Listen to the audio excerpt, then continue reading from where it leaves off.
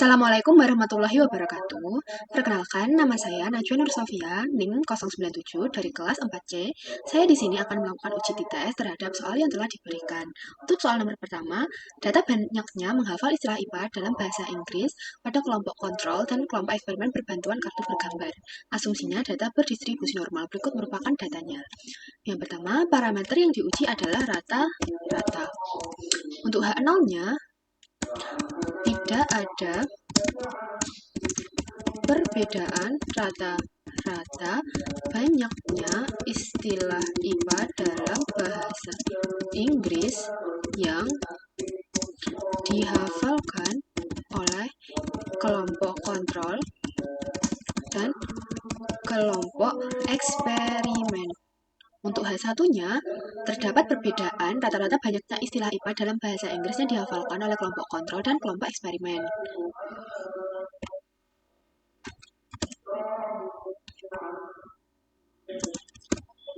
Taraf kepercayaannya adalah 95%, artinya taraf signifikansinya adalah 0,05. Menggunakan uji T independen karena data tersebut merupakan data dari dua kelompok yang berbeda dan juga mendapatkan perlakuan yang berbeda juga. Kelompok kontrol tidak diberikan bantuan yaitu kartu bergambar, sedangkan kelompok eksperimen diberikan bantuan kartu bergambar. Setelah menentukan menggunakan uji independen atau dependen, kita menentukan uji homogenitasnya. Namun sebelum melakukan uji homogenitas, kita menentukan mana variabel 1 dan variabel 2-nya terlebih dahulu. Caranya adalah menghitung variansinya sama dengan var titik s kurung buka, kita blok dari sini ke sini, kita tunggu tutup lalu enter, sama seperti sebelumnya caranya sama dengan var titik s kurung buka, kita blok lalu kita kurung tutup enter. Untuk menentukan mana variabel 1 dan variabel 2-nya, kita lihat dari mana variansi yang lebih besar. Karena variansi yang lebih besar ada di kelompok eksperimen menjadi variabel 1. Sedangkan kelompok kontrol menjadi variabel 2. Setelah menentukan mana variabel 1 dan variabel 2, kita pilih data, lalu data analisis. Kita pilih F-test to sample for variance untuk menentukan apakah data ini homogen atau tidak. Lalu OK. Untuk variabel pertamanya dari kelompok eksperimen. Sedangkan variabel keduanya dari kelompok kontrol. Label kita centang, lalu pilih output range. Saya taruh di sini. Lalu OK.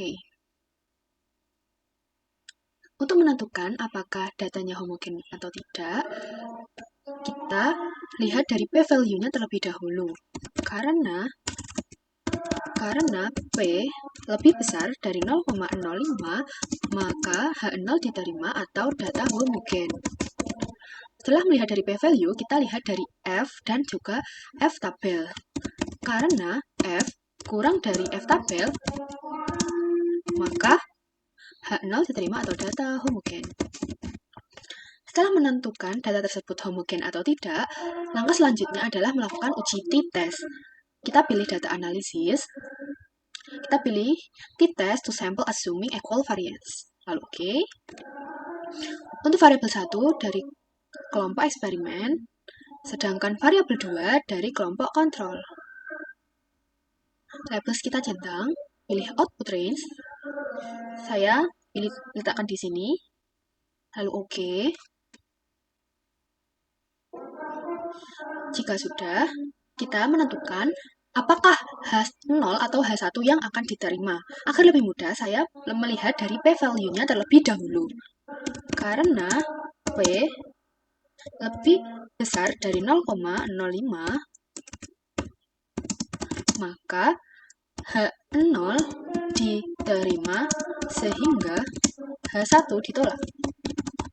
Setelah melihat dari p-value-nya, kita lihat dari t-hitung dan juga t-tabelnya. Karena H0 yang diterima, maka main t-tabel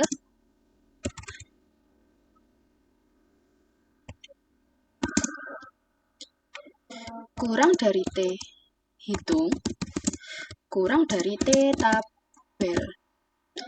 Maka H0 diterima sehingga H1 ditolak. kita buktikan terlebih dahulu. Min T tabel berarti min 1, T hitungnya berarti 2. Benar, lebih besar T hitung. Lalu kita bergeser dari T hitung ke T tabel. T hitungnya 1, sekian, T tabelnya 2, sekian, berarti lebih besar T tabelnya. Sehingga yang diterima adalah H0. Oleh karena itu, kesimpulan dari soal nomor pertama adalah tidak ada perbedaan rata-rata banyaknya istilah IPA dalam bahasa Inggrisnya dihafalkan oleh kelompok kontrol dan kelompok eksperimen.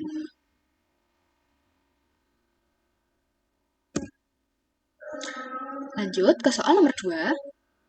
Soalnya adalah data kemampuan berpikir kritis siswa sebelum dan sesudah pembelajaran inovatif. Asumsinya, datanya berdistribusi normal. Berikut merupakan data yang telah disiapkan. Parameter yang diuji adalah rata-rata. Yang kedua, H0-nya adalah tidak ada perbedaan kemampuan berpikir kritis siswa sebelum dan sesudah pembelajaran inovatif. Dan H1-nya adalah ada perbedaan kemampuan berpikir kritis siswa sebelum dan sesudah pembelajaran inovatif.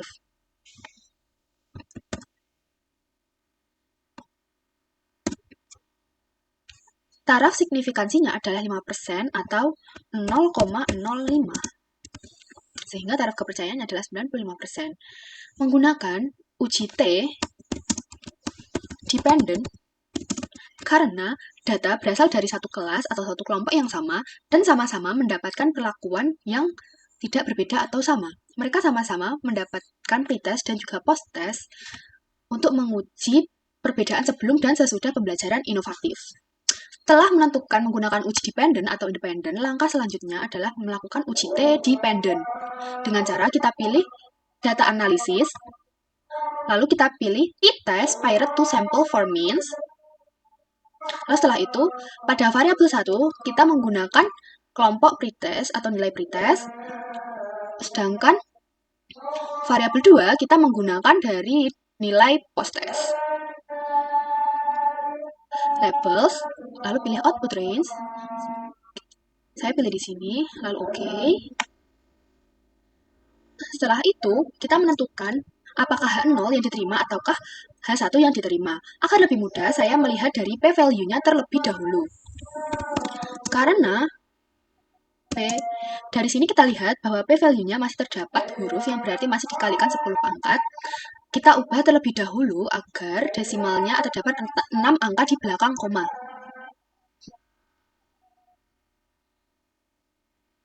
Oke. Udah.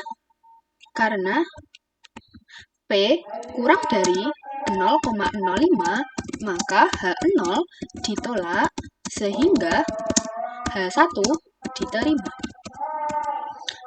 Bisa kita lihat bahwa P-nya adalah memiliki nilai yang lebih kecil daripada 0,05. Setelah melihat dari p-value, kita menggunakan T hitung dan T tabel. Kita geser terlebih dahulu.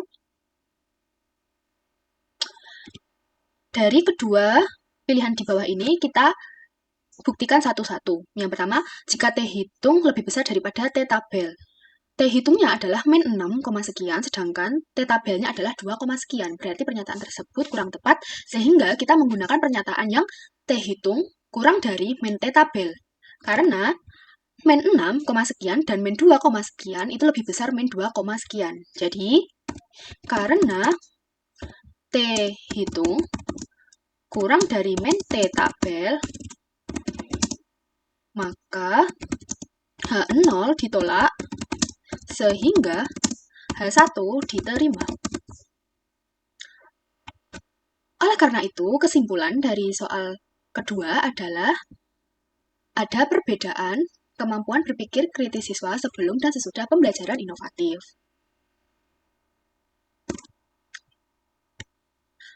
Sekian penjelasan saya menggunakan soal yang telah diberikan mengenai uji t-test pada soal independen dan juga dependen. Mohon maaf jika saya terdapat salah.